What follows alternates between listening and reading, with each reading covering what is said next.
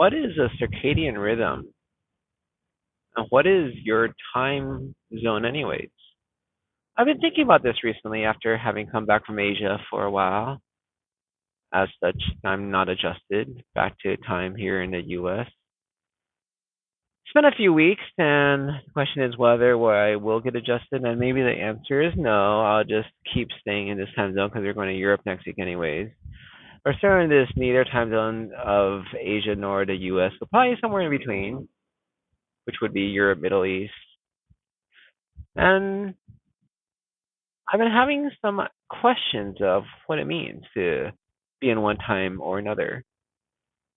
The first thing is coming back to America, I always thought it's hard to adjust because you're just not as excited to go back to normal life.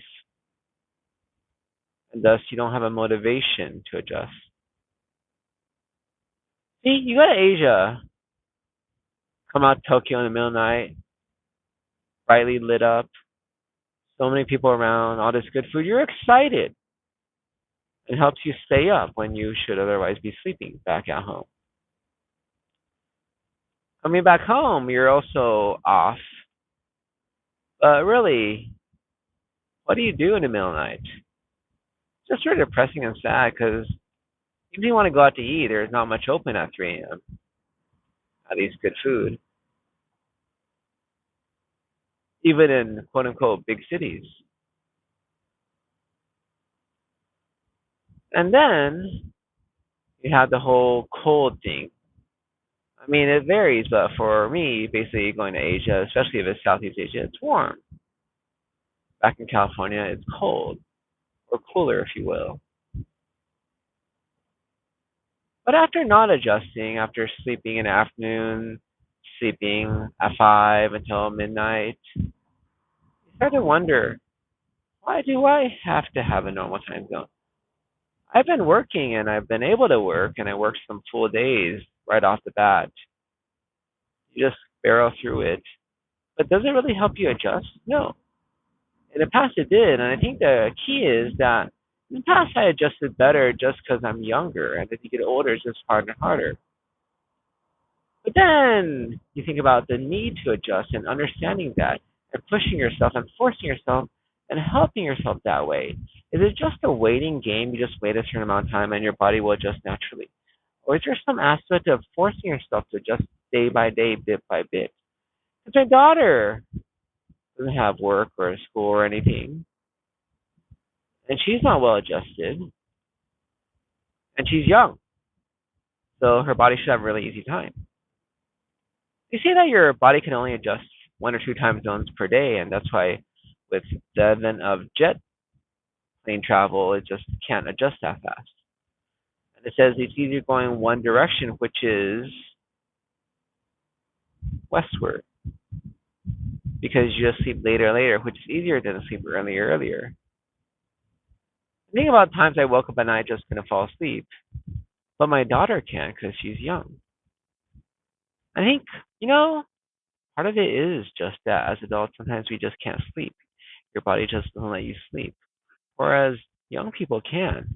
I can't even sleep for 10 hours straight, even if I wanted to.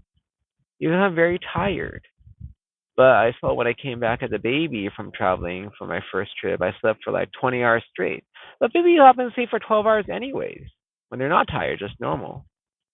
And part of it is just how much can you sleep? And as adults, we just don't sleep as easily. I do know people who don't seem to have issues with time zones and jet lag. And those people are people who sleep late, like 4 a.m. normally.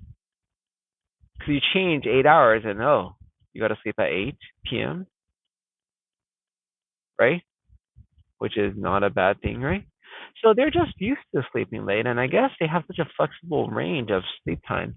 And they can sleep during the day, right? They sleep at 4, the sun's out, they're still sleeping.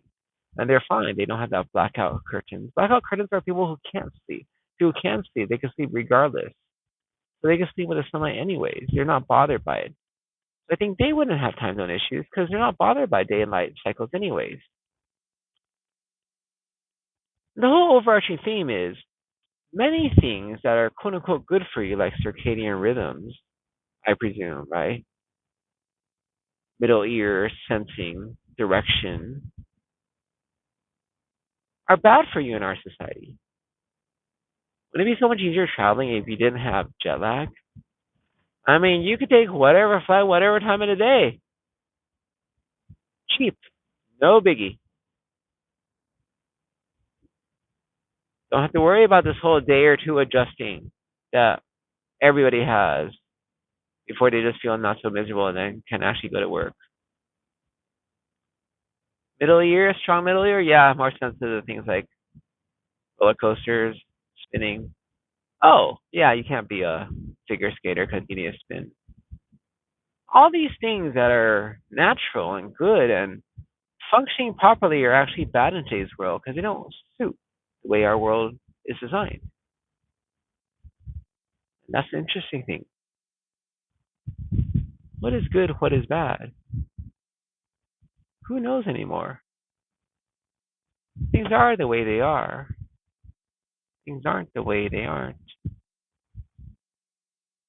And the reality is, things will change. And some things that are necessary today won't be necessary tomorrow. Something necessary tomorrow, we don't have today. Not suited. But such is life.